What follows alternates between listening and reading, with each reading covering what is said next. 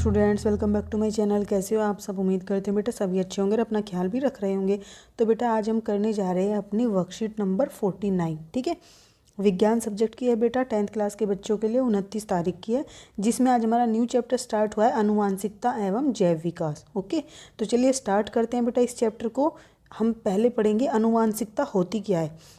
तो विभिन्न लक्षणों का एक पीढ़ी से दूसरी पीढ़ी में या जनक से संतति में, ठीक है, जनक मतलब जो बेटा संतति को उत्पन्न करते हैं, तो उनसे संतति में जाना वंशागत होना। ठीक है, यानी कि एक पीढ़ी से दूसरी पीढ़ी में जो लक्षण जाते हैं बेटा विभिन्न तरीके के, वो क्या कहलाती है? अनुवांशिकता कहलाती है। ठीक है, अब विभिन्नता क्या होती है बेटा? एक ही स्पीसीज में प्राणियों के लक्षणों के बीच अंतर को विभिन्नता कहा जाता है। यानी कि बेटा देखो, जैसे पेड़ पौधे हो गए, तो एक पेड़ पौधा है बेटा, तो वही उसी प्रजाति का पेड़ पौधा दूसरा जो होगा उसमें जो विभिन्नता पाई जाएंगी दूसरे पेड़ पौधे से, तो ये होती है विभिन्नताएं, लेकिन है वो एक ही प्रजाति के। ठीक है, एक ही स्पीसीज के। ओके, अब बेटा देखो, अनुवांशिकता और विभिन्नता आपने जान ली। ठीक है, अब यहाँ पर आपको दिखाया गया, आपने 9th क्लास में पढ़ा होगा, जो क्या होती थी, कोशिकाएं होती हैं। कोशिका के अंदर क्या होता है? न्यूक्लियस होता है। न्यूक्लियस के अंदर बेटा क्या होते हैं? हमारे क्रोमोसोम गुणसूत्र पाए जाते हैं। ठीक है, तो ये वही दिखाई गए हैं आपको, क्रोमोसोम्स। और इन क्रोमोसोम्स के अंदर क्या होता है बेटा? जीन होते हैं। ठीक है, वो इस तरीके से इसके अंदर दिखाई देते हैं। अब जीन अनुवांशिकता की बुनियादी और कार्यात्मक इकाई हैं। ठीक है, यानी कि देखो बेटा, न्यूक्लियस है, न्यूक्लियस में क्या है? क्रोमोसोम। क्रोमोसोम किससे मिलकर बने हुए हैं? जीन से मिलकर बने हुए हैं। तो जीन क्या हो गई? जैसे हमारे शरीर की कार्यात्मक इकाई क्या है बेटा? कोशिका है। इसी तरीके से क्रोमोसोम जो हैं, जो जीन है, वो क्या है? अनुवांशिकता की बुनियादी और कार्यात्मक इकाई है। मतलब कि किस तरीके के गुण जो है दूसरी पीढ़ी में जाएंगे, वो कौन डिसाइड करता है? जीन डिसाइड करते हैं। ठीक है, जीन डीएनए संरचना बनाते हैं। और जो बेटा हमारे अंदर डीएनए पाया जाता है, ठीक है, ये जो है, ये क्या है? डीएनए एक तरीके के।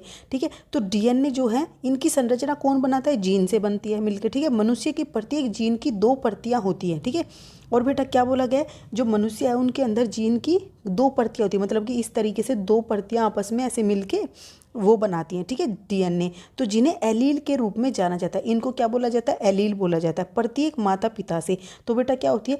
प्रत्येक माता पिता से होती है, एक माता से, एक पिता से, इस तरीके से होती हैं ये। और एक जीन के अलील विभिन्नता एवं विशिष्टता के लिए जिम्मेदार होते। तो बेटा इन जो ये अलील होते हैं, इनकी वजह से क्या होती है? विभिन्नताएं डिसाइड होती हैं। किसी भी जो नया जीव आएगा उसके अंदर किस तरीके के गुण पाए जाएंगे, वो इन अलील के द्वारा डिसाइड किए जाते हैं। ठीक है, अब यूकैरियोटिक कोशिकाओं में नाभिक गुणसूत्रों में अनुवांशिक सामग्री गुणसूत्रों में मौजूद होती है। ठीक है, तो बेटा यूकैरियोटिक जो कोशिकाएं होती है, यूकैरियोटिक मतलब जो हमारे अंदर जीव जंतुओं के अंदर पाई जाती है, ठीक है, जिसमें एक से अधिक कोशिकाएं होती हैं, उनको कहते हैं, जिनके अंदर नाभिक पाया जाता है। तो नाभिक गुणसूत्रों में अनुवांशिक सामग्री गुणसूत्रों के अंदर मौजूद होती है। ठीक है, गुणसूत्र धागे की तरह संरचनाएं होती है। बेटा देखो, आपने इस तरीके की कोशिकाएं पढ़ी होंगी, उसके अंदर क्या होता है? नाभिक होता है। नाभिक के अंदर इस तरीके से थ्रेड लाइक स्ट्रक्चर जो ये होते हैं, धागानुमा संरचनाएं होती हैं, इन्हीं को क्या बोला जाता है? गुणसूत्र बोला जाता है। इनके द्वारा क्या बनते हैं? क्रोमोसोम बनते हैं। ठीक है, जो अनुवांशिक जानकारी को एक पीढ़ी से दूसरी पीढ़ी तक ले जाती हैं। क्रोमोसोम डीएनए और प्रोटीन के बने होते हैं। अब बेटा देखो, ये जो धागे जैसी संरचनाएं थी, ये जैसे ही जब कोशिका विभाजन होता है, तो ये इस तरीके से अपने आप को एडजस्ट कर लेते हैं। आपने 9th में पढ़ा होगा। तो फिर जो होते हैं, ये किसके बने होते हैं? डीएनए के और प्रोटीन के बने होते हैं। ठीक है, वे कोशिका विभाजन, अनुवांशिकता, विभिन्नता, पुनर्जनन। पुनर्जनन क्या होता है बेटा? कि जैसे कि देखो, कई तुमने पढ़े होंगे कि जैसे तुमने कुछ पौधे भी देखे हैं, तो पौधों में क्या होता है बेटा? हम उसका एक हिस्सा तोड़ लेते हैं तो वो वापस से उग जाता है। ठीक है, वापस से आ जाता है, ग्रो कर जाता है, तो वो होता है पुनर्जनन। ठीक है, से महत्वपूर्ण भूमिका निभाते हैं। ठीक है, ये क्या करते हैं बेटा? कोशिका विभाजन के समय पर अनुवांशिकता मतलब एक पीढ़ी से दूसरी पीढ़ी में जो गुण डालने, या उनके अंदर क्या विभिन्नताएं होनी है, या उनका जो पार्ट जो है टूट गया, हट गया किसी भी तरीके से, तो उसका दोबारा से जन्म कैसे होना है, तो इनमें महत्वपूर्ण भूमिका निभाते हैं ये। ठीक है, chromosome. DNA deoxy nucleic acid मनुष्यों में वंशानुगत सामग्री है। यानी कि जो डीएनए होता है बेटा, इसी के थ्रू क्या होता है? हम पता लगा पाते हैं कि मतलब किसके अंदर कौन से गुण आए हैं। ठीक है, क्योंकि डीएनए के अंदर क्या होता है बेटा? ये क्या नाम है? जीन और ये सब पाए जाते हैं। ठीक है, तो ये वंशानुगत सामग्री होगी, जिससे क्या है, जो हमारी अगली पीढ़ी आ रही है उसमें कौन से गुण आएंगे वो डिसाइड हो जाते हैं। और सभी जीवों में, एक व्यक्ति के शरीर में लगभग हर कोशिका में समान डीएनए होता है। ठीक है, तो सभी अन्य जीवों में एक व्यक्ति के शरीर में लगभग हर कोशिका के समान डीएनए होता है। यानी कि बेटा देखो ये कुछ अटपटी लाइन लिखी हुई है, इसका मतलब ये कहना चाह रहे हैं ये कि जो एक व्यक्ति होता है उसके अंदर जो पूरा शरीर होता है उसमें समान डीएनए होता है उसकी प्रत्येक कोशिका में, ठीक है, एक व्यक्ति के, और बाकी सबके भी अलग अलग होता है। मतलब दो के बीच में एक जैसा नहीं होता, बस वो किससे मैच कर सकता है डीएनए, जो उनके जनक होते हैं, ठीक है, जिससे वो उत्पन्न होते हैं। अधिकांश डीएनए कोशिका नाभिक, जहां इसे परमाणु डीएनए कहा जाता है, ठीक है। जो अधिकांश डीएनए होता है सबसे अधिक बेटा कोशिका के जो नाभिक होता है इसके अंदर पाया जाता है, ठीक है, जिसको परमाणु का डीएनए बोला जाता है। नाभिक को क्या बोला जाता है बेटा, परमाणु का डीएनए बोला जाता है, क्योंकि परमाणु के अंदर क्या होता है, नाभिक होता है, और इस नाभिक के अंदर क्या होता है, डीएनए पाया जाता है, ठीक है, में स्थित होता है। लेकिन डीएनए में थोड़ी मात्रा में, ये भी देखो बेटा यहाँ पर ये में नहीं आएगा, डीएनए थोड़ी मात्रा में भी नहीं आएगा, यहाँ पर माइटोकॉन्ड्रिया में भी पाया जाता है। तो बेटा आपने 9th क्लास में पढ़ा होगा, जो आपकी कोशिका की संरचना इस तरीके की होती है, उसमें क्या होता है, बीच में कोशिका द्रव्य होता है, ठीक है, उस कोशिका द्रव्य में अलग अलग कोशिका अंगक पाए जाते हैं। तो एक इसी तरीके का बेटा ऐसा कुछ ये माइटोकॉन्ड्रिया पाया जाता था वहाँ पर, ठीक है। तो माइटोकॉन्ड्रिया के अंदर क्या होता था, अपना खुद का डीएनए होता था और प्रोटीन होता था, ठीक है। तो कुछ जो है हमारा डीएनए इनके अंदर भी पाया जाता है माइटोकॉन्ड्रिया के अंदर। लक्षण एक जीव, अब बेटा देखो यहाँ पर नेक्स्ट क्या पढ़ रहे हो आप, आपने अभी तक क्या पढ़ा, अनुवांशिकता, विभिन्नता और गुणसूत्र। गुणसूत्र को ही क्रोमोसोम बोला जाता है, ठीक है। तो अब पढ़ रहे हैं हम लक्षण। तो लक्षण क्या होते हैं, एक जीव की एक विशिष्ट विशेषता होती है, ठीक है। किसी भी जीव के अंदर किस तरीके के जो लक्षण है वो उसकी विशेषता है, ठीक है। और लक्षण जीन या पर्यावरण द्वारा निर्धारित किए जा सकते हैं। तो बेटा देखो लक्षण क्या होते हैं, जीन के द्वारा निर्धारित किए जा सकते हैं, और दूसरा पर्यावरण के द्वारा निर्धारित किए जा सकते हैं। तुम देखते होंगे बेटा जैसे कि आपने देखे होंगे अंग्रेज, मतलब कि जो दूसरे विदेशों के कंट्री के लोग होते हैं वो उनका जो मतलब कलर होता है, जैसे जो ठंड के इलाके होते हैं, ठीक है, ऑस्ट्रेलिया हो गए, तो उनका रंग बहुत ज़्यादा फेयर होता है क्योंकि वहाँ पर बहुत ज़्यादा ठंड पड़ती है। लेकिन जो तुम देखते होंगे ये वेस्ट इंडीज़ वगैरह बेटा, वहाँ के इलाकों के जो व्यक्ति होते हैं उनके जो क्या होता है, स्किन बहुत ज़्यादा डार्क होती है। क्यों, क्योंकि वहाँ के जो टेम्परेचर है वो ज़्यादा गर्म होता है, वेस्ट इंडीज़ वगैरह, ब्राज़ील वगैरह के वहाँ का। लेकिन जो ऑस्ट्रेलिया वगैरह हो गए वो ठंडे इलाके हैं, तो वहाँ पर जो उनका स्किन का जो कलर होता है वो फेयर होता है। तो ये देखो पर्यावरण, जो एनवायरनमेंट के जो मतलब कि उनकी किस तरीके की उनकी फिजिकल प्रॉपर्टी थी उस एनवायरनमेंट की, उसके अकॉर्डिंग उनका कलर चेंज हो गया, ठीक है। ऐसे ही और भी चीज़ें चेंज हो जाती हैं। तो ये हमारे जो लक्षण होते हैं वो जीन के द्वारा भी और पर्यावरण के द्वारा, दोनों के द्वारा निर्धारित हो जाते हैं। देखो कहीं कहीं पर तुम देखते होंगे जैसे कि हमारे ही कंट्री में देखो बेटा, असम साइड पे जो आइज़ होती हैं वो कैसी होती हैं, बहुत स्मॉल होती हैं। तो ये हमारे ऊपर जो टेम्परेचर और जो एनवायरनमेंट की फिजिकल कंडीशंस होती हैं उनका इफेक्ट पड़ता है हमारे ऊपर, ठीक है। और कुछ हमारा लक्षण का पड़ता है, मतलब कि जैसे कि जो हमारे जीन होते हैं उनका पड़ता है, ठीक है। अब नेक्स्ट क्या है बेटा, ये आपको दिखाया गया है, एक यहाँ पर एक स्पीसीज दिखाया गया है, उसकी जीवाणु। देखो जीवाणु की उत्तरोत्तर पीढ़ियों में विविधता की उत्पत्ति, ठीक है। जो जीवाणु हैं, यहाँ पर आपको ये जीवाणु दिखाया है, उसकी उत्तरोत्तर पीढ़ी यानी कि उसके आगे जो डिवाइड होकर आएंगी वो पीढ़ियाँ दिखाई गई और विविधता की उत्पत्ति दिखाई है। यानी कि देखो बेटा यहाँ पर ये इस तरीके का पूरा ब्लू रंग का है, यहाँ पर तुमने देखा यहाँ डिवाइड हो गया, ये वाला हिस्सा इसका ग्रीन आ गया और ये वाला अलग हो गया रेड कलर का। ये सिर्फ दिखाने के लिए बताया गया, रेड मतलब कि ये चेंज हो गया इसके अंदर। फिर इसके जब ये आगे खुद डिवाइड होता है बेटा, तो देखो इसमें ये रेड तो है ही, अब ये वाला हिस्सा और ये वाला हिस्सा इसका अलग हो गया। और जब ये डिवाइड होता है बेटा तो इसमें देखो क्या चेंज हो जाता है, ये वाला हिस्सा चेंज हो गया इसमें, ठीक है, और ये चीज़ सेम है। तो इस तरीके से इनमें क्या होता है, थोड़ी थोड़ी विविधताएं आती चली जाती हैं पीढ़ी दर पीढ़ी, ठीक है। जैसे कि आपके जो मतलब कि जो आपके माता पिता हैं बेटा, उनका थोड़ी सी शक्ल अपनी मम्मी पापा से मिलती होगी, जो आपके दादा दादी है उनकी शक्ल अपने दादा दादी से, ऐसे धीरे धीरे चेंज होती चली जाती है, ठीक है। अब बेटा पढ़ते हैं हम, जनन के दौरान विभिन्नताओं का संचयन कैसे होता है। तो पूर्ववर्ती पीढ़ी से वंशागति संतति को एक आधारिक शारीरिक अभिकल्प, डिजाइन एवं कुछ विभिन्नताएं प्राप्त होती हैं। तो बेटा देखो जो हमारी पहले की पीढ़ियां हैं वंशागति, उससे भी मतलब कि जो हमारी संतति है उनको कुछ ना कुछ आधारिक या शारीरिक कुछ ना कुछ मतलब विभिन्नताएं हमें मिलती हैं। जैसे किसी की शक्ल अपनी मम्मी से मिलती है, थोड़ी बहुत अपनी दादी से मिल गई, अपने चाचा से मिल गई, इस तरीके से थोड़ा बहुत गुण जो है मिल जाता है हमें पूर्ववर्ती पीढ़ियों से भी। तो दूसरी पीढ़ी में पहली पीढ़ी से आहरित विभिन्नताएं एवं कुछ नई विभिन्नताएं उत्पन्न होगी। चित्र 1 में उस स्थिति को दर्शाया गया बेटा, देखो यहाँ पर, जबकि केवल एकल जीव जनन करता है जैसा कि अलैंगिक जनन में होता है, ठीक है। जबकि यहाँ पर क्या है, सिर्फ एकल जीव जनन कर रहा है तब भी विभिन्नताएं आ गई, ठीक है।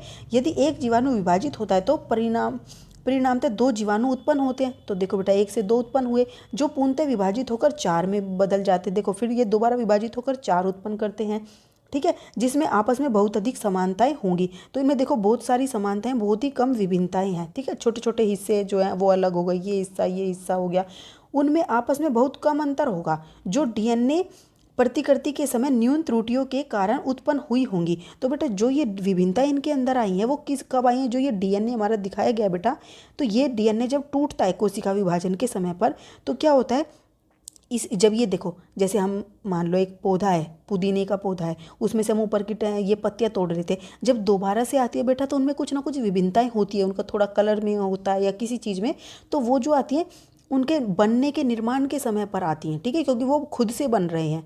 पहले तो वो एक संतति से आए थे, अब ये वाला जो है इससे ना आके इससे आए हैं, तो इसमें खुद कुछ विभिन्नताएं थी, तो इसकी वजह से इनमें कुछ और विभिन्नताएं आ गई। तो इस तरीके से जो इनका डीएनए जब प्रतिकृति होती है, यानी कि वो मतलब टूटता है बेटा, तो उसमें कुछ ना कुछ न्यून मतलब बहुत ही ना के बराबर त्रुटियों के कारण क्या होता है, वो विभिन्नताएं उत्पन्न हो जाती है। परंतु यदि लैंगिक जनन होता है तो विविधता अपेक्षाकृत और अधिक हो जाती है। अब बेटा देखो, ये तो अलैंगिक जनन था जिसमें से केवल एक ही जनक था, लेकिन जो लैंगिक जनन होता है उसमें माता और पिता दोनों अलग होते हैं, तो जिसकी वजह से कुछ गुण क्या होते हैं, माता से आते हैं, कुछ गुण किससे आते हैं, पिता से आते हैं, जिसकी वजह से और ज़्यादा विभिन्नताएं बढ़ जाती हैं, ठीक है।